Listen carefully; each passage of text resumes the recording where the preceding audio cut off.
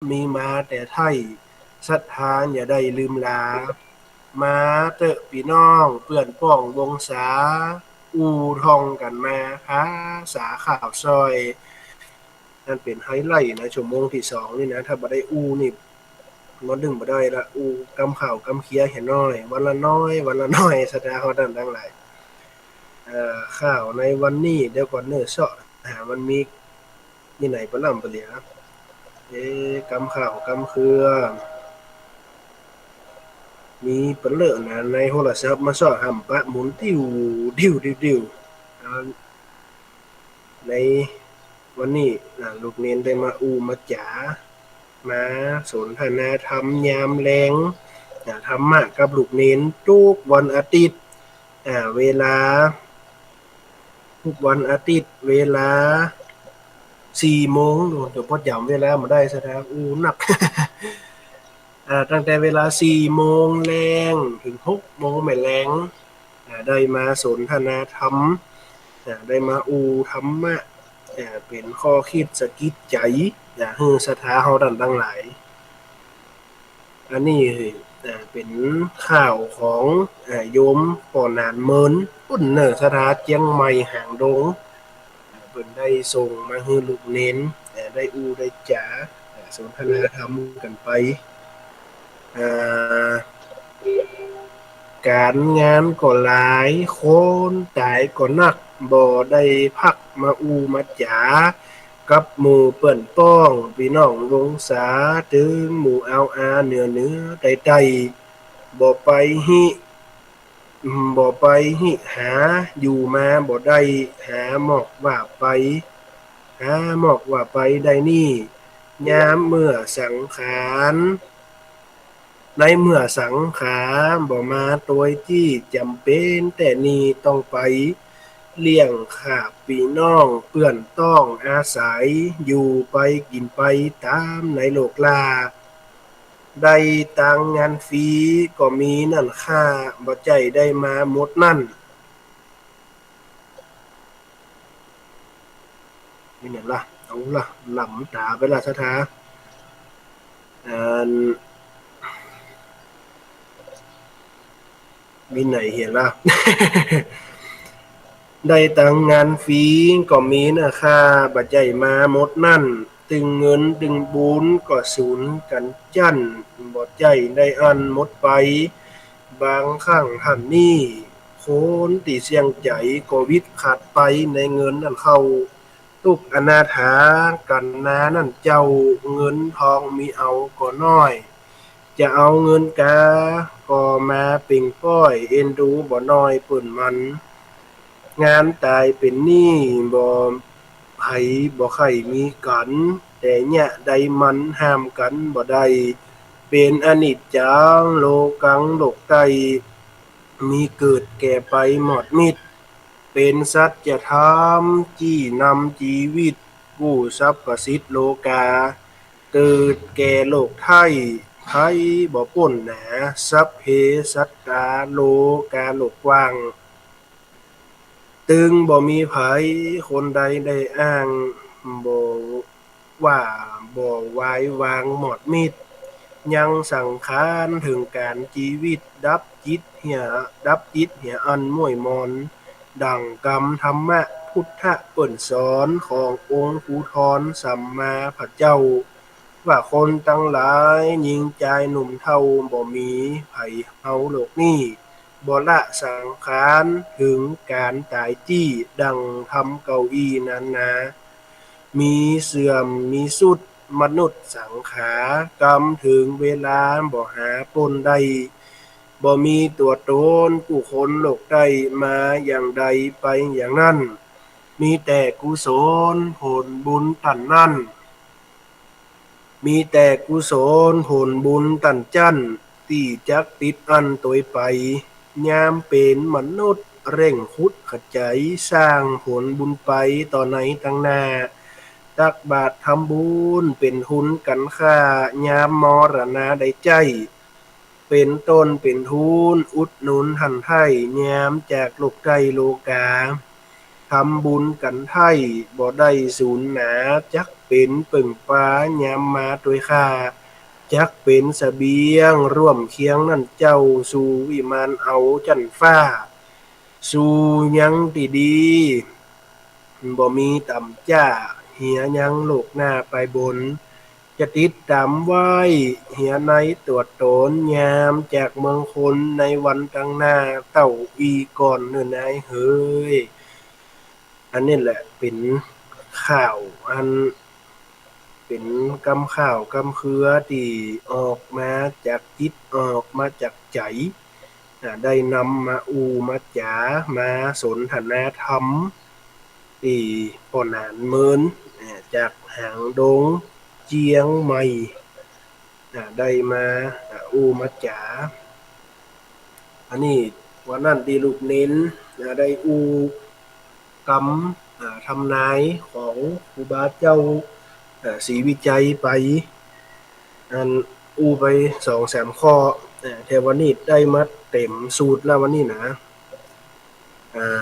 กำทำนายของครูบาเจ้าศรีวิจัยเปิ้นว่าวัดจะมองจะห่างหนทางจะเลี่ยนโหงเหียนจะดีคนบ่มีจะได้กินข้าวคนเฒ่าจะใส่เขี้ยวขาวแม่ห้างนางสาวจะนุ่งเตียวปลาเห้วจะม่วนเหมือนปอยภูดอยจะล้านคนขี้ข้านจะได้กินดีคนบดีหนีไปนอนสาดตูบกาดเต็มบ้านเต็มเมืองน้ำเมืองเอาน้ำแม่งัวควายบ่แพ้คนเฒ่าคนแก่บ่มีไผแอวหาปูปลาจะหนีน้ำคนปูปลาจะหนีน้ำคนอันจะเอาน้ำตกกับทำเป็นที่แอวที่จุมคนจักชุมนุมกันเป็นกลุ่มเป็นก้อนบ้านเมืองจะฮ้อนไห้ละอ่อนสอนบ่ฟังกำคนใจดำมีทั่วประเทศคนจักเหมือนผีเหมือนเพศจึงไม่ยิงกว่าใจผมบ่มีเก้าเข้าบ่มีตำหนตังดีบ่มีคนไต่ห้อยคนเหมือนห้อยงูคนแจ็คสานบนดินมาเหนือศอกน้ำบ่ออกอยู่บนเหือเครือเขาอยู่บนอากาศคนฉลาดแบ่งควายเล็กมาขายแต่คนมีหูติบตาติบดำดินบินได้จักมีเบื้องหน้าและนายเอ๋ยที่มานี่เป็นกำตำนายของครูบาเจ้าศรีวิชัยที่เปิ้นได้ทำนายทายทักไว้ว่า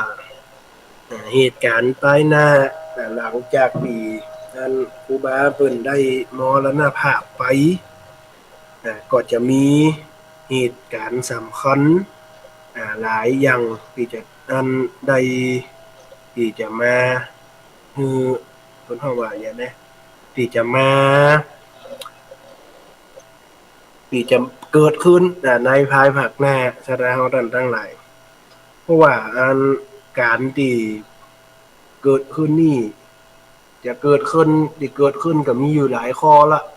ไปหิ้วจะม่วนปอยพอเพลงบ่เดียวดูซะนะงานเปิดเพลงเข้าไปหิ้วเนาะตึงกันเนี่ยไปหิ้วจะม่วนปอยภูดอยจะล้านภูดอยจะล้านแม่นภูเขาบ่เดียวนี่นะบ่มีละเปิ้น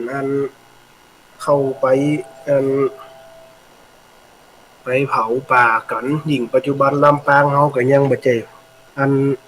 ปลอดภัยแต่น่ะสะดาวท่านทั้งหลายลำปางเฮาก็อันมีนักมีหลายอยู่ที่ได้มีหมอกควันลูกเรียนไปด้วยก็แสบผู้ดังไปหมดอันเพราะว่าเปิ้นมีหมอกควันมีไฟป่าก็เพราะไผก็เพราะฝีมือมนุษย์ของเฮาเนี่ยภูเขาภูดอยก็ล้านไปหมดสะดาวทั้งหลายเพราะว่าหยังเพราะว่าเกิดจากที่เพิ่นออกข่าวมาเนาะ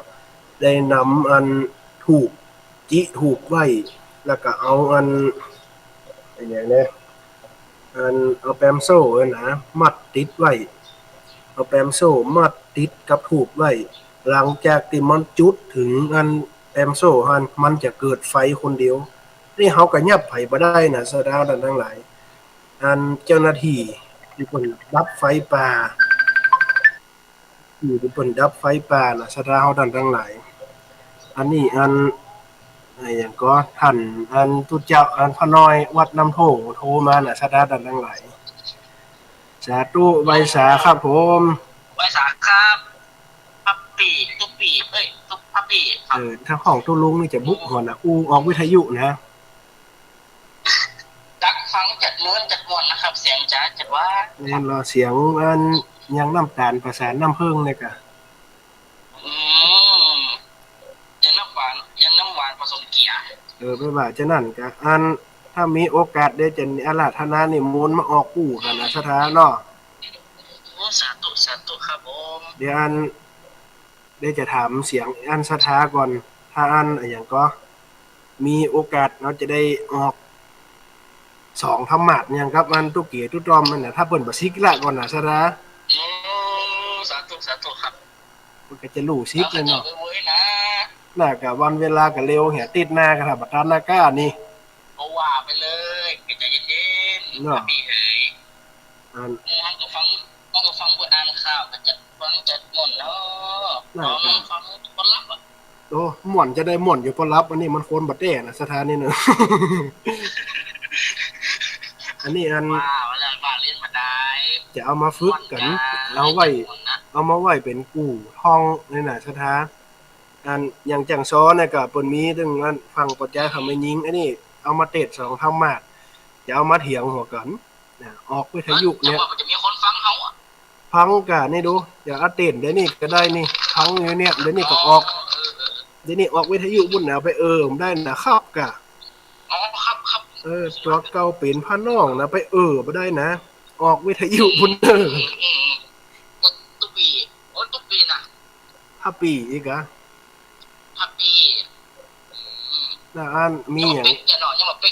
ยังก็จะเย็นๆเนี่ยรอ FC เนี่ยก็เพิ่นอันจะเป๊กฮู้วันน่ะ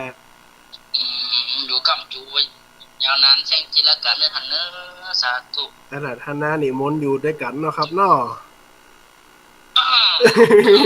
ว่ากันทำกรรมเนาะเนี่ยสถาเปิ้นอันอูไว้เนาะว่าอันกำบ่เก่าเนาะฝนจะตกฟ้าจะฮ้องแม่มานจะเกิดพระน้อยจะซิกมันดึงห้ามกันบ่ได้น่ะสถาพอนี่จะเสี่ยงไปแหมโตนแล้วนี่นะจะเสี่ยงนี่คือจะซิกนอนบ่จะมรณะจ้ะนะอันสถาเฮาดันทั้งหลายอันเนี้ยเดี๋ยวอันถ้ามีโอกาสเนาะ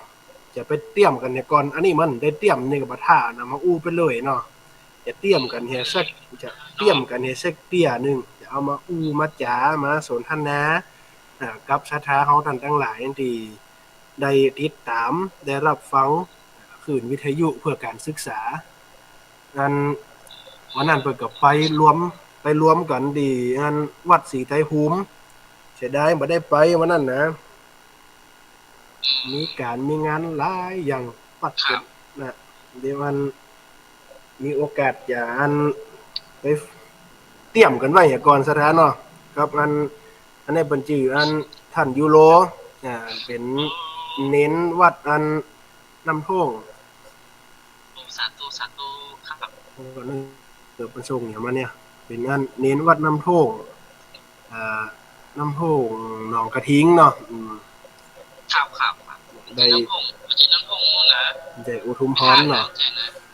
น้ำโท่งหนองกระทิงอุทุมพรนะครับนะน้ำโท่งอุทุมพรนั่นกับมี1ได้ผมได้อยู่หั่นไอ้เนาะอยู่วัดน้ำโท่งหนองกระทิง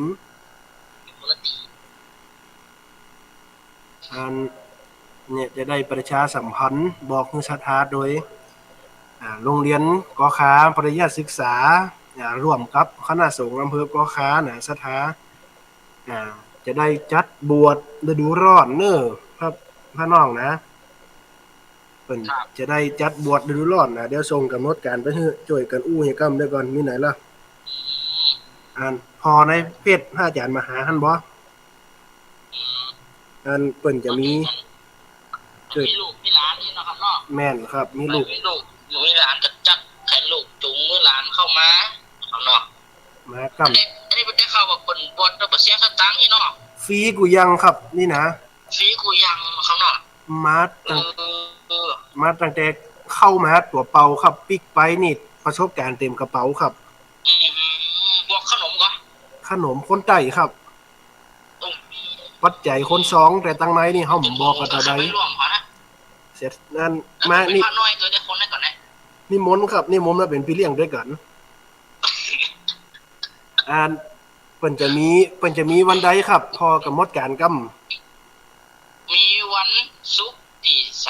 31ครับครับวันศุกร์มีที่นาคมมีนาคมพุทธศักราช2566เนาะครับเนาะใกล้จะถึงในสิ้นเดือนแน่เนาะ14 นาฬิกาบ่าย2 โมงครับครับเปิ้นจะมีพิธีขอขมาพ่อแม่ครับขอขมาโงผมแก้วปีนี้เปิ้นมีไฮไลท์นะพี่น้องอันได้นะครับเปิ้นมีไฮไลท์เปิ้นจะเอาไปไหว้พระที่ลำปางหลวง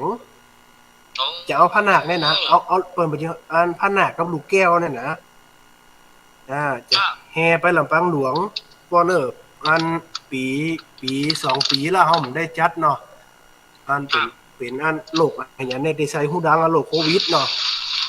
โอ้โควิดโรคโควิดบ่ได้มีบวชปีนี้จะจัดไปอย่าหมดเนาะบวชกวิดแม่นครับแล้วอันที่ในกับอันที่ในกระเป๋ากวิดนะอันเดาว่าจะขอยืมสักหน่อยอันถ้าเลี้ยงยืมนี่เฮาจะวางบ่เดียวเนี่ยเนอะไม่ฟังวางสายกันเด่นนี่ก็จะแห่ลูกแก้วไปไหว้พระเจ้าแก้วมรกตที่วัดพระธาตุลำปางหลวงแล้วก็จะแห่ผ่านตั้งแต่แล้วก็จะเข้าไปที่บ้านนาเวียงบ้านศพบ้านสาราบัวบกเนาะบ้านอันอย่างแน่สาราเม้งสาราหมออ้อมไปหาวัดเจ้าคณะอำเภอวัดสาราดงหลานแล้วก็ไปที่อันกาดสาราดงหลานเข้าบ้านสาราใจแล้วก็ปิกโรงเรียนกอขาอันนี้คือกำหนดการวันที่วันอย่างในวันศุกร์ที่31แล้ววันเสาร์ที่1ลูกค้าเปิ้นย่ำหยังนี่วันเสาร์ที่1เปิ้นก็จะมีพิธีมอบผ้าไตรครับพระราชทานเสาร์ที่1เมษายนครับบวชบรรพชา3วันนี้บวชบรรพชาอุปสมบทนะครับอันนี้เปิ้นบวชเฉลิมพระเกียรติให้ไผครับนี่บวชเฉลิมพระเกียรติให้กับสมเด็จพระกนิษฐาธิราชครับเรียกเจ้ากรมสมเด็จพระเทพราชสุดาสยามบรมราชกุมารีนะครับด้วยสมเด็จพระเทพของเขาเนี่ยครับผมอันสมเด็จพระเทพนี่นะเนาะครับเนาะได้อุปถัมภ์โรงเรียนพระปริยัติธรรมของทั่วประเทศนะครับเพราะว่าจะเป็นนักเรียนทุนพระน้องก็เป็นนักเรียนทุนนะครับเนาะเพิ่นก็มอบนักเรียนทุนครับเพิ่นก็มอบทุนให้ของประเทศเพิ่นส่งเสริมให้ลูกพระลูกเน้นเนี่ยสถาบันทั้งหลายมันเป็นโอกาสดีๆนะที่ลูกเน้นได้มาฮือสถาเฮาฟังในวันนี้เพราะว่าในโครงการของโรงเรียนกอขาปริยัติศึกษานี่นะบวชฟรีอยู่ฟรีกินฟรีหมดทุกอย่างครับฟรีหมดใครมีลูกดึงมือลูกชุดมือหลานเข้ามาสู่ร่มกาสาวพักครับเฮามาบวชพอถึง7 วันเดี๋ยวนี้พระปีพระน้องบวชมากี่ปีล่ะบวชมา6แล้วครับก็จะบวช7 วันผ่านฤดูร้อนนะครับน่ะพระปีบวชมา7 ปีละโอ้ต่อไปนะครับเด้อสาธุหนังหัวนั่นจากที่ว่า700,000เดี๋ยวนี้มันลามมา900,000แล้วนะแหมหน่อยจะได้เงินล้านแล้วเด้อสถาโอ้แน่นอนนั่นนี่นะแล้วก็อนุโมทนาด้วยท่านเด้อปั่นให้เงินล้านโวยๆไปว่าจังนั้นก็เปิ้นโครงการบวชนี่เปิ้นจะไปหาพระไตรที่ไหนบ่ฮู้ครับนี่นะเปิ้นจะไปหาพระไตรที่เจียงไฮ้มันก็จะครับวัดแม่ฮางนะครับเนาะเวียงกะหลงตำบลเวียงกะหลงครับอำเภอเวียงป่าเป้าจังหวัดเชียงรายผู้ก่อนนะอันนี้เป็นการทัศนศึกษาด้วยนะเนาะว่าเปิ้นจะปาทัศนศึกษาเป็นกรรมเปิ้นจะปาไปแอวอันหยังก็ไปแอวไปม่วนน้ำพุร้อนนั่นแหละไปลวกไข่ครับเอาไข่ไก่ไปลวกไข่นกกระทะนี่บัดต้ามันแกะยากเอาไข่ไก่ไปลวกไปอัน สปาเท้าไว้เนาะจะปาไปดิอันเนี้ยในบ่บ่น้ำห้อนเวียงป่าเป่าหั่นน่ะดิเจียงไฮ้หั่นน่ะจะปาเน้นน้อยครับก็จะเหมารถไปบ่ฮู้ว่าจะเป็นรถบัสรถทัวร์นี่ก็จะประสานงานแห่งกำหนึ่งเพราะว่าดูคนที่มาสมัครก่อนเพิ่นบ่จำกัดนะพี่น้องว่าบวชกี่ตนนี่นะโอ้ครับก็สมัครได้เลยๆเนาะครับเนาะสมัครได้เรื่อยๆสามารถติดต่อได้จะว่าไปสมัครที่ไหนนี่ครับสมัครติดต่อได้ที่โรงเรียนกคาปริยศึกษาหรือว่าคณะสงฆ์อำเภอกคา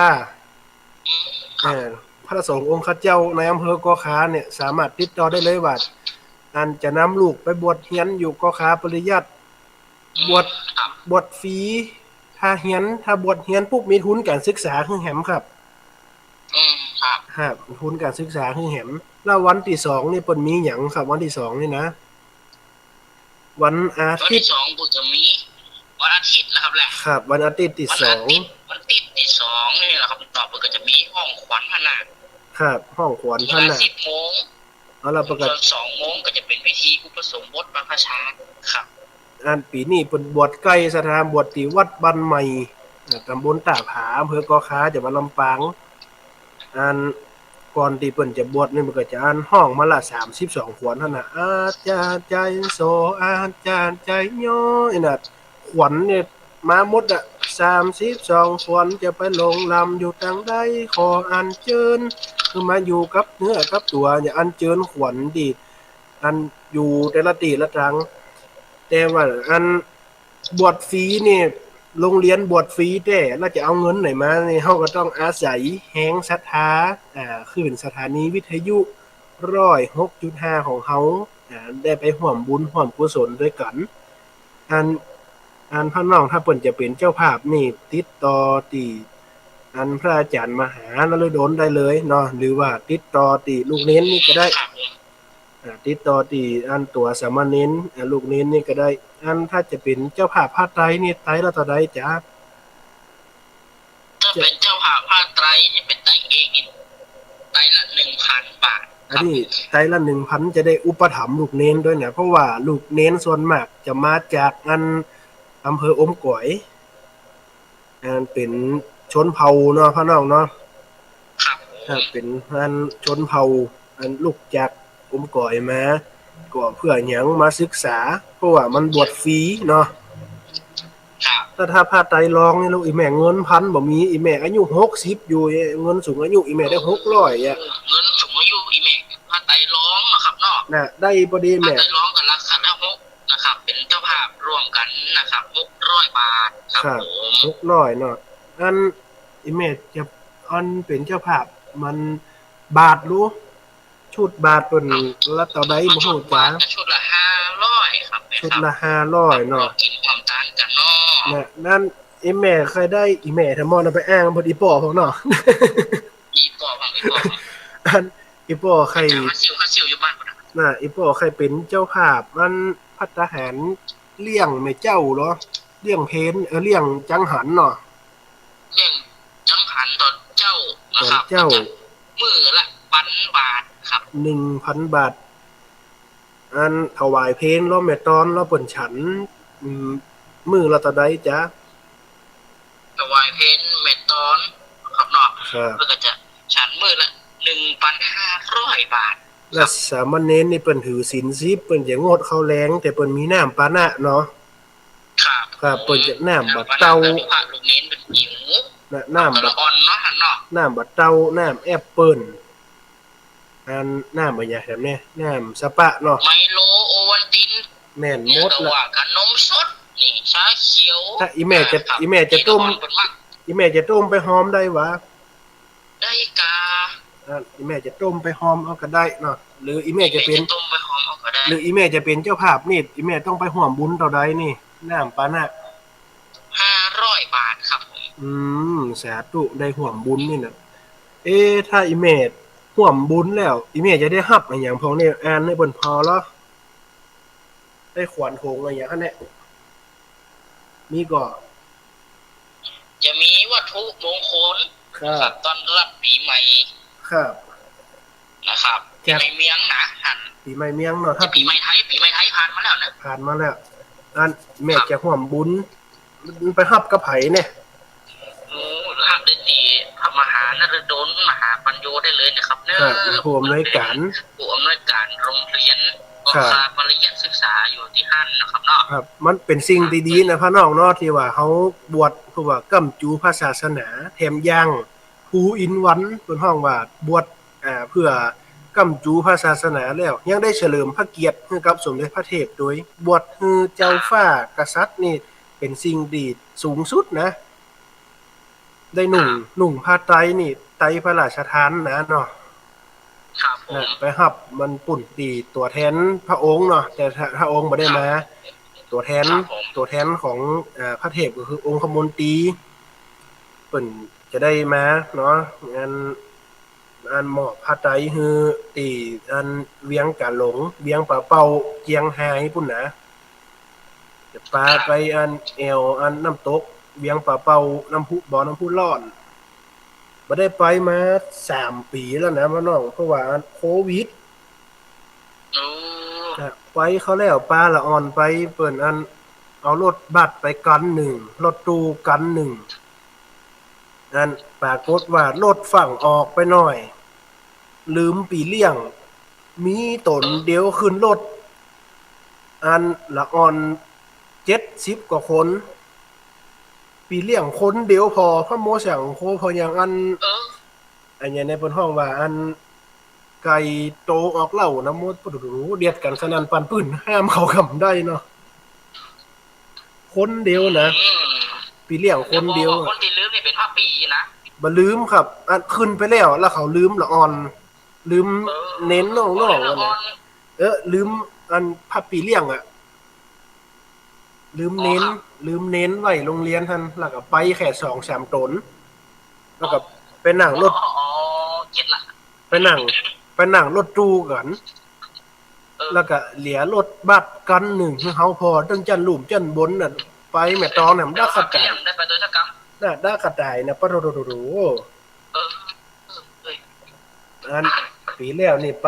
LT อันหยังก็ปีแล้วนี่ไปแม่ทะนี่มันใกล้หน่อยเนาะครับปีนี้จะไปเจียงไฮ้ปุ่นเป็นโครงการที่ดีนะพี่น้องเนาะครับเฮาได้มาร่วมอันบวชด้วยกันบวชรองพอก่อน7วันว่าจะทราบซึ่งในรถพระธรรมถ้าเฮาบ่ม่วนก็จะซิกไปก็เป็นสิ่งที่ห้ามบ่ได้เนาะอย่างพี่น้องนี่ก็ขีดปฏิทินไหลไปกับวันแล้วก็ระว่ากันทำกรรมก่อนเนาะอาราธนาอยู่ด้วยกันเมินๆจะเนี่ยก็จะมีอันอย่างหัวข้ออย่างมาอู้กับสถานนี่หัวข้อมันจะได้เอาอย่างมาอู้กับสถานนี่เหลือเวลาแถมเกิงชั่วโมงกันนะนี่เปิ้นถ้าบ่อู้ก็เปิ้นได้เปิ้นว่าจมอย่างกับคั่น2คนนี่เนาะแต่ว่าเขาจะอู้อย่างกับสถานพี่น้องทั้งหลายเอาข่าวเนี่ยบ่เดี๋ยวก่อนเด้อเอาข่าวเนี่ยกันเนาะเสาะกำข่าวจัดการคนเดียวนะข่าวนะอ่านด้วยกันบ่ได้กะเดี๋ยวก่อนเด้อเป็นตาพระน้องนำมันผังโทรมาข่าวหายไปไหนฮู้หมดซะทาโตดพระน้องพุ่นเด้อโอ้โตดค่าหมอครับน่ากะเดี๋ยวก่อนเด้ออันข่าวห่ำกำคมข่าวห่ำกำคมอยู่เพ่เดี๋ยวก่อนเด้อสถาดันทั้งหลายอดใจรอกำของดีนี่มันจังจ้าหน่อยนี่นะเอาละ อันนี้อันโยมพยัคฆ์ราชเดินดงเพิ่นได้ริคิดไว้ได้โจทย์มาไว้ได้จดมาเป็นกำข้าวกำเขือใจแสลงแรงลงม้อยๆนั่งลงขาห้อยเศร้าซอยเหลือเกินแงนหน้าขึ้นฟ้าหันวิหกเหินหมู่มันเพิดเพลินเหินล้มหยอกเล่น หันแล้วม่วนใจไปไหนตื่นเต้นยามเมื่อลมเย็นปัดปัดวิหกทั้งหลายบินเหินเลาะลัดขึ้นสูงจนเยี่ยมเมฆขากลางปีกสง่าห้อนลมถลาเลาะลีบเมฆาม่วนแต่ว่าอันสายลมจอยมาปานดอกหญ้าหันอ่อนไหวพอมันแจ่มจ้อย เสียงนกว่าเฮ้ยห้องดังว่อยๆม่วนใจอ่อนลอยยามแลงเสียงหอกควายซ้ำปัดดังก่องแก๋งฮอดตาวันแลงงัวควายเข้าบ้านบ้านนอกบ้านนาม่วนงันปาปานจีดจื่นเจยบานแต่เล่าไปแอวบ้านใดตึงบ่ได้เจ้าจวนกันอมเมียงปุรีบ้านเฮาม่วนล่ำคูนจ้ำบ่มีหมากเมียงปุรีเป็นของปื้นบ้านเป็นของปื้นบ้านอันนี้อู้ถึงวิถีชีวิตอันของคนสมัยแต่ก่อนอันเหงยพอเมฆฟ้าเนี่ยนะเป็นว่าหันนกหันวิหกนี่คือนกอันบินสอยๆอยู่บนน่ะบ่เดี๋ยวนี้บ่ค่อยหันละสราดันทั้งหลายเนาะเพราะว่าอันหันกันเนี่ยบ่เดี๋ยวนี้นะหันกับอันหมอกหันกับอันหมอกควัน PM 2.5นักว่าหนา มันจะเป็น3.5 4.5คนนะครับเป็นอันอันลดกันเองเนาะเพิ่มคือ10อย่างเงี้ยก็10.5ลดแตกแจกแถม PM หนักขนาดนี้หนังขนาดหนังในวิหารนะสถาอูนี่แสบผู้ดังหมดอะแต่ถ้าแสบคอบ่จะว่าเพิ่มมาอูหนักนี่นะ อันเดี๋ยวก่อนเด้อกำข่าวกำเครือต่อไปจะเป็นของไผเสาะหาผู้โชคดีก็เพิ่นส่งมาคือหนักขนาดอะพูดถึงเรื่องของอันนี้ก็ได้เนาะยาวแถมหน่อยอ่าอันนี้ก็ของโยมพยัคฆ์ราชเดินดงพี่น้องอันแอดมินของข่าวห่ำคำคมเพิ่นได้โพสต์ไว้ง่อมแต่หนาเด้อมามอยม้อยเก้าเหมยสอดซอยจับบนปลายตาลเขียดน้อยห่ำห้องต่อทองภาษานง่อมหาวงวานกู่คนเนื้อเจ้ามานอนห่างนาค่ำมาหมองเศร้าเป็นตีจอดเจ้าย่างพัก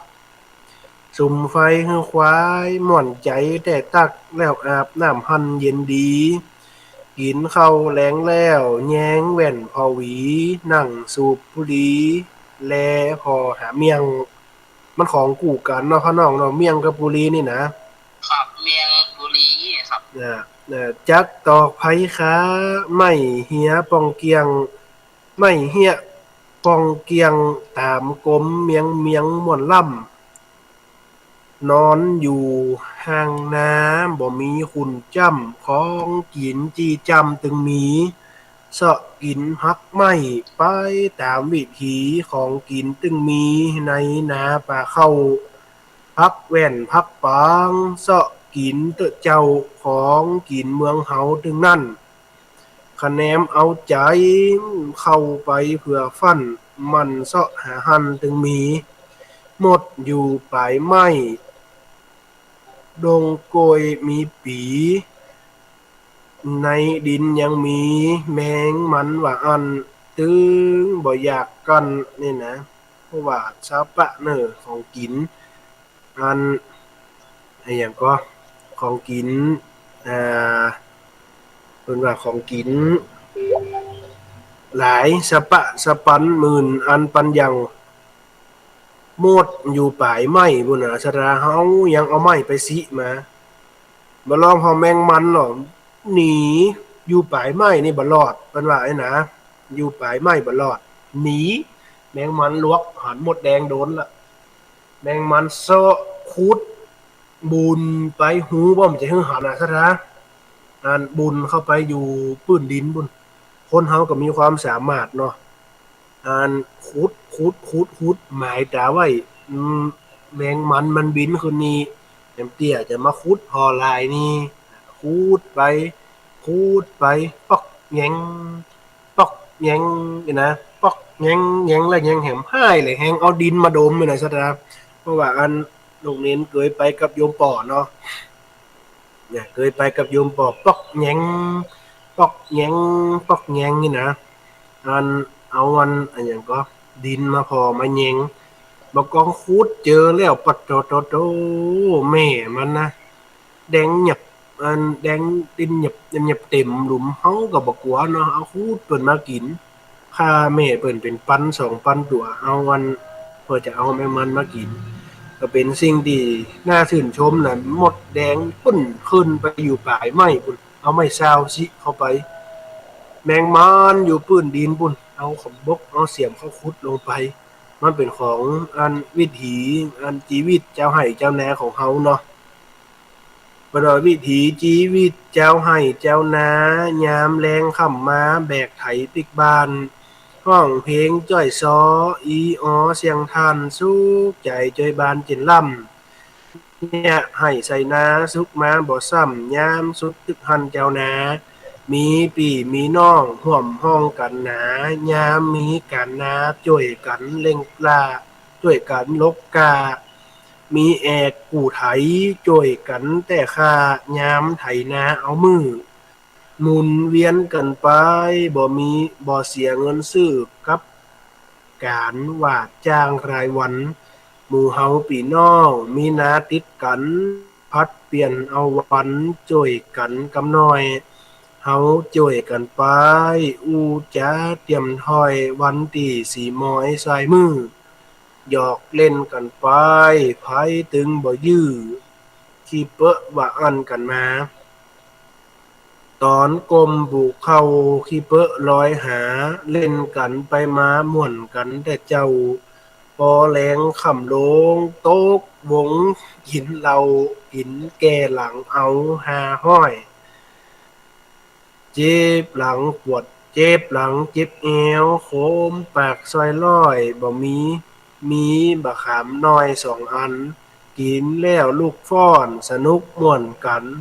แล้วปิกบั่นพันต้อยกันเป็นเส้นอันนี้คือวิถีชีวิตของอันพี่น้องชะแท้เฮาในสมัยอดีตพวกก้าเนาะสมัยบัดเดี๋ยวนี้ก็อันบ่ค่อยมีแล้วนะเนาะที่ว่าจะอันมาแบกไม้แบกอัน เผียไปไถจูงควายไปบัดเดี๋ยวนี้อย่างที่กำทำนายเพิ่นว่าหั่นนะอันคนอันดีคนมีปัญญาจะแปลงควายเล็กมาขายควายเล็กก็คือหยังควายเล็กก็คือรถไถน่ะสะดาดันทั้งหลายบัดเดี๋ยวนี้บ่ต้องได้ลงไปละนั่งอยู่บนรถอันนั่งอยู่บนรถเพิ่นอันนำมานำมาฮืออัน นำมาใจบริการโจกจ่ายอย่างเดียวมาเดียวนี่นะอำนาจเงินตกใส่หินตกใส่หญ้าตายตกใส่ควายล่มตกใส่คนบ่มีศีลบ่มีธรรมอันนี้ก็คือศรัทธาเฮาระวังมาโดยเน้ออำนาจของเงินเฮาบ่มีก็อยู่มันบ่ได้เมื่อเฮามีแล้วก็คืออัน ตั้งอกตั้งใจ เพิ่นฮ้องว่าอันรักษาศีลรักษาธรรมกินทานไปอย่าให้ได้ขาดอันกินทานไปอย่าให้ได้ขาดอันนี้ไอ้ตำหายาเน้ออย่าอู้ถึงเรื่องของตำหายาตะกี้อู้ถึงไปวิถีชีวิตไปละเนาะแต่นี่อย่าอู้ถึงตำหายา อู้ถึงตำหาของยาปากหนี้แต่ก่อนมานี่นิยมแพร่หลายคนป่วยกินแล้วกำเดียวก็หายแม่หญิงปลดใจพายกินก็ได้เจ็บเก่าเมาหัวตัวห้อนเป็นไข้ตึงจามไอเสียบกัดอีสุกอีใสลมในตึงยัดเจ็บต้องเจ็บใจหาวเลือเนื้อตัวพก จำปั๊มเป๋อสมองมึนเบอจำหยังบ่ได้เป็นฝ้าเป็นสิวกีผิวหนังแสบไหม้คนสูงวัยกินเถอะร่างกายอ่อนเพลียมันจ่วยได้เยอะมาฝนเอาใดเนอไหนไผจะขอซื้อก็ตึ้งบ่ขายฝันฮือบ่ได้จ่วยเหลือเจ้าบ้านอันนี้มันเป็นยาเนาะเพิ่นก็บอกนะว่ายามันหยังเพิ่นว่าถ้าใครฮู้คือไปค้นไปสืบเอาอีเนาะอัน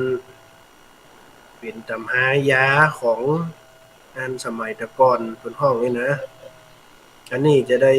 ได้จ๋าไปแหมถึงเรื่องของอันถึงเรื่องของอันหยังเนี่ยก็เนื้อไผจะเป็นผู้โชคดีอันนี้ละเนาะ ถึงเรื่องมรรควิธี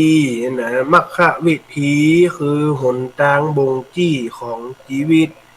จะดำรงอยู่จะได้ไขลิขิตกระแสจิตมรรควิธีมีหนทาง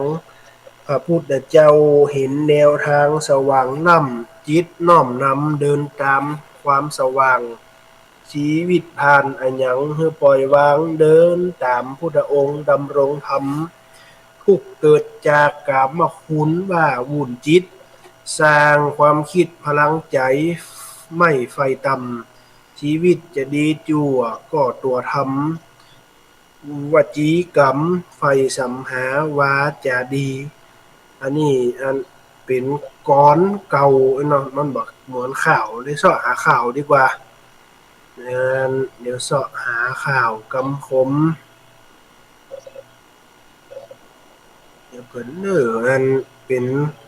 ข่าวสุภาษิตล้านนามันก็ค่อยเขียมไปหน่อยเพราะว่ามันเป็นกรรมบักเก่าคนที่จะมาค้ำมาเขียนมันก็เขียมไปละอันลูกเน้น บ่เอามามาจ๋าเอามา เอาละไผเหล่าขวัญสระเหล่าขวัญแล้วมาเอามามาจ๋าก็จะเป็นสิ่งที่อันจะหายไปติ๊กๆแล้วเนาะเพราะว่าอันปัจจุบันนี่ยุคเทคโนโลยีมันก้าวหน้าอันยุคสมัยมันก็ค่อยถอยไปหายไปจัดนักเนิ่อชะดาดันทั้งหลายดีอันเป็นกำข่าวกำเครือที่ลูกเรียนบันทึกว่ามันหายไปจะได้เป็นจะได้บ่ฮู้สะดาเนาะเพราะว่าอันมันหนักไป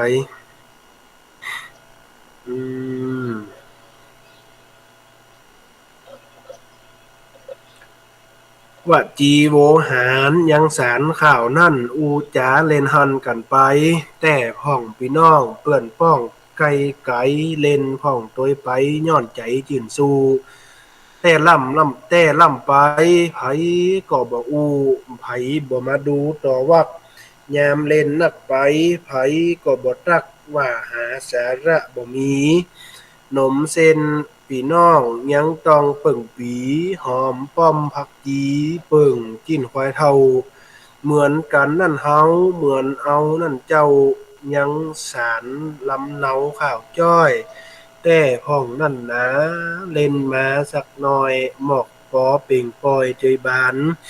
คนเฮาโลกนี้มีสองสถานดังกำโบราณเปิ้นขานก่อนเข้าหนึ่งคิดได้นะหนึ่งมาทำเจ้ากว่าหูคิงเอาท่านเจิ้นมาเสียใจเหี่ยปลายลุนนั่นที่กึดไว้อันบ่ได้กึดไว้นั่นโจรหันหอดตายก็มาเสียดายปลายหลังนั้นเข้า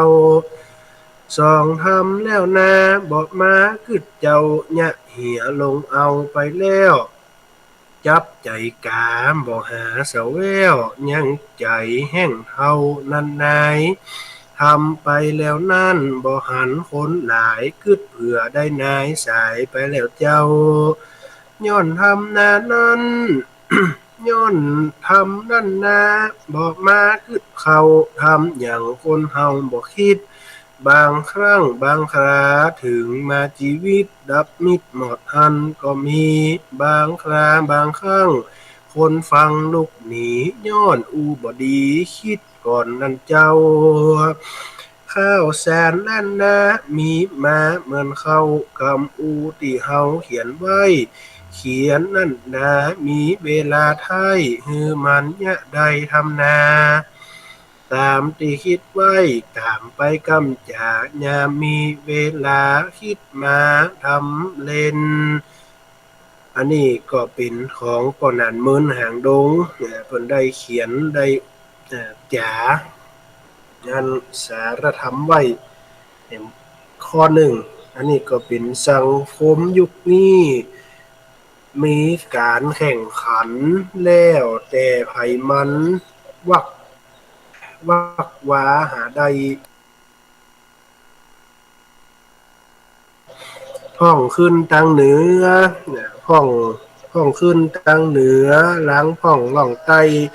ดินล้นกันไปหลอดเซาะแข่งกับสังคมนิยมบ่มเพาะแข่งกันเป็นหนี้มีเงินไผมีฐานะคนจะสรรเสริญหันคนมีเงินเยินปอยืนยอปอปั้นคนทุกข์คนจนเป็นคนแยกกันบ่มีสัมพันธ์เกี่ยวก้องกลุ่มกล้าเสาะหามาเสียงมาเสียงใส่ต้องคนเปิ้นจังจัดจ้องดูแขวนบ่หอมเก็บไว้ฮือได้หมิ่นแสนการงานขาดแคลนบ่บ่ไผแม่นหน้าบ่มีไผแม่นหน้า มาเอิ้นอูจ๋าเฮฮากับข้าย้อนเฮานี่นามันตุกข์อยู่ตามประสาหากินกันสุขเสียงบ่ได้เปรมปรีบ่เหมือนสูนั้นเนิ่นวันนานปีได้หานาทีย้อนอยากมีนาเลยเป็นหนี้หลายดอกบานยายท่าบ่มีเวลาฟุ่มฟัก ละฮือพ่อแม่เหงาใจเสาแต่ตักนับวันรอท่ามาเยือนวันเล่าวันแล้วก็แห้วยังเหมือนผ่านปีวันเดือนลืมเดือนแม่เจ้าโจรแม่บ่ไหว้สู่ได้ข่าวเศร้านี่หรือคนเฮามนุษย์แม่ขาดใจตายสลายเสื่อมสุดบ่อาจรอได้ท่าตัน มัวขายขายกล้าหน้าแม่บ่หันนี่คือรางวัลราชันนักสู้อันนี้เป็นกำข่าวที่สอนให้ลูกหลานปิกมาหายังพ่อยังแม่อันที่อยู่ยังบ้านยังจองของเนื้อสตาเนาะได้ยินเสียงนี่เพราะว่าอันพ่อแม่เฒ่าแก่แล้วบ่มีไผแอวหาแล้วนะปัจจุบันนี้เนาะ มาอิดหัวใจเป็นไปสัปปะเมียซ้ำนี้ละเลยเป็นโรคใจโรคเป็นโรคหัวใจความดันโรคเก้าเบาหวานโรคไตปั่นป่วนตั้งในเลือดลมไหลค้อนมันตั้งมันแตงมันตั้งมันแตงแข็งจนเป็นก้อนจำได้นอนหมุกมู่อ่อนเปียเสียขาบ่มีไผฮู้ บ่มีไผยู่ใจบ่จื้นสู้ตาลายแต่ว่าหมอนัดมันก็บ่หายตึงบ่เบาไม้สว่างหายสักหน่อยพยาธิกับตัวเมาหัวเป็นรอยหากจนตาลอยตาข้างมืดโลกหัวใจตั้งในอ่างว่างขาดคนแนบข้างนอนเคียงกึดหยังบ่ลูกเปิ้น เป็นปืดเป็นเหลืองตาใสเมืองนอนอยู่กับบ้านไผไผบ่ฮู้ไผบ่ฮู้ไผร่างกายต่อต้านนอนเคียงก่อยงานหย่อนข้านเอ็นน่องบ่แข็งแรงก็มีน้อยปากบ่เป็นถ้อยเป็นกำ หัวโป่งปกคกมีก่างขลำผิวพรรณกระดำแข้งขาก็ห้านปื้นปอกติมีลูกซ้ำมาดานหมอกจุลำคาญเนื้อไทยแหงบ่อำนวยมวยบ่ได้ใจตึงบ่ได้ก้อยนอนาย ยกตีนบ่โป้นข้องแข้งข้องขาติวหิวตะนาสังหมาไข่ให้สังหมาไข่ให้อันนี้เพิ่นเฮาว่าเป็นสะปะสะปันเป็นโรคสะปะบ่ว่าเป็นโรคเก้าเบาหวานไขมันความดันแข้งขากระช่ำบดีแหมเนี่ยเนาะอาจจะไปลืมเน้อซะนะตอนนี้เหลือระยะเวลาแหม7นาทีแหม6นาทีตามที่ลูกเน้นได้ประชาสัมพันธ์บอกบุญบอกกุศลไปก็คืองานบวชภาคฤดูร้อนของโรงเรียนเกาะคาปริยัติศึกษาจัดบวชใครมีลูกมีหลานจะเอามาบวชจะเอามาฝากกับลูกเน้นโทรมาบอกให้ลูกเน้นได้เนอ065 482 9719 065 482 9719ใครมีลูกมีหลานมีจะบวชจะแก้บนก็ได้นะสาระดันดังหลายมันเป็นห้องแบบอันบวชแก้บน3 วัน 7 วัน 5 วันเพราะว่ามันบวชฟรีสาระเฮาดันดังหลายมันบวชฟรีมาบวชได้ที่เกาะคาปริยัติศึกษา ฟรีทุกอย่างหรือว่าท่านทั้งหลายที่สนใจอยากจะร่วมบุญก็ติดต่อที่ลูกเน้นได้หรือว่าติดต่อที่ทางพระอาจารย์พระมหานฤดลมหาปัญโยที่โรงเรียนเกาะคาปริยัติศึกษาบ้านใหม่ศพปุงอำเภอเกาะคาเนอแม่เนอมีลูกมีหลานจะบวชจบป .6 แล้วบ่มีอันเงินส่งบ่มีที่จะไปละโทรหาลูกเน้นเลยบ้านอยู่ที่ไหนลูกเน้นจะเข้าไปรับถึงที่อันถ้าหลานนี่แม่จะบวชนี่เนาะบวชที่เกาะคาปริยัติศึกษาวันที่2 เมษายนบวชฟรีบวชเฉลิมพระเกียรติคือสมเด็จพระเทพเอาละเหลือเวลาแถม5 นาทีศรัทธาจะโทรมาให้กำลังใจรอบ2ก็ได้เน้อโยมแม่โยมปอดศรัทธาท่านทั้งหลายเน้อเดี๋ยวลูกเน้นก็จะได้ไปเพลพัดปัดกวาดเนาะเหลือระยะเวลาแถม4 นาทีศรัทธาท่านใดที่รับฟังรายการสถานีวิทยุเพื่อการศึกษาของวิทยาลัยสงฆ์นครลำปางFM 106.5อยากจะไปร่วมบุญร่วมกุศลกับลูกเน้นก็จะเจริญพรเนอะได้ไปร่วมกันที่โรงเรียนเกาะคาปริญญาศึกษามีเจตนาศรัทธาจะร่วมบุญร่วมกุศลเข้ามาทักทายปราศัยได้เนอะที่เบอร์โทรศัพท์065 482 9719 065 482 9719ได้เข้ามามาจ๋าโทรมารอบ2ก็ได้เนอะตะกี้เฮาพักชั่วโมงแรกลูกเน้นพักกินน้ำกินหนองตอนนี้ชั่วโมงที่2โทรมามาทักทายปราศัยกันได้มามาจ๋าสนทนาธรรมได้เป็นบุญเป็นกุศลด้วยกันเหลือระยะเวลาวันพุธนี้ก็เป็นวันสำคัญทางพระพุทธศาสนาคือวันมาฆบูชาก็ขอเชิญเน้อศรัทธาท่านทั้งหลายเฮาได้ร่วมบุญร่วมกุศลวัดไกลบ้านท่านไปส่งเสริมพระพุทธศาสนาที่วัดไกลบ้านท่านไปฟังเทศน์ฟังธรรมด้วยกันที่วัดไกลบ้านสาธุสาธุระยะครับโทรมาจากไหนครับเชียงดาวโอ้อันนี้ขึ้นสถานีไปถึงเชียงดาวหรือว่าลิงออน104ตอนนี้สถานีไปถึงครับไปถึงปุ่นด้วยครับเนาะว่าเมตตาท่านครับเมตตาท่านพระอาจารย์พระครูอภิวัฒนวิกรมเนาะได้ลิงสัญญาณไปนะครับปนครับสาธุโมทนาได้ยินชัดเจนนะครับเนาะอันนี้ก็วันนี้เซอร์ไพรส์เห็นละบ่ฮู้นะสถานเพิ่นลิงก์สถานีไปถึงเจียงดาวปุ่นโทรมานี่นะสถาท่านทั้งหลายศรัทธาเฮาจะโทรมา ให้กำลังใจลูกเน้นแถม2 นาทีเนอะ065 482 9719โทรมามาจากกับลูกเน้นตัวนะครับเนอะท่านมีความสนใจอยากจะเอาลูกเอาหลานมาบวชก็โทรมามาปรึกษากับลูกเน้นได้เป็นโครงการเฉลิมพระเกียรติของสมเด็จพระเทพเอาละเหลือระยะเวลาแถม1 นาทีขออนุโมทนาศรัทธาเฮาท่านทั้งหลายเพิ่นว่านกลาป่าไม้ปลาใหญ่ลาหนองนกเขาลากรหมอนขอลาห้างลูกเน้นขอลาสถานเจ้าบ้านติดตามรายการวันนี้คลื่นสถานีวิทยุบลบหลีกลี่ FM 106.5 นี่นะลูกเน้นตนนี้ขอฝากกำจ๋ากับศรัทธาพี่น้องธงชาติและเพลงชาติไทยเป็นสัญลักษณ์ของความเป็นไทยเราจงร่วมใจยืนตรงเคารพธง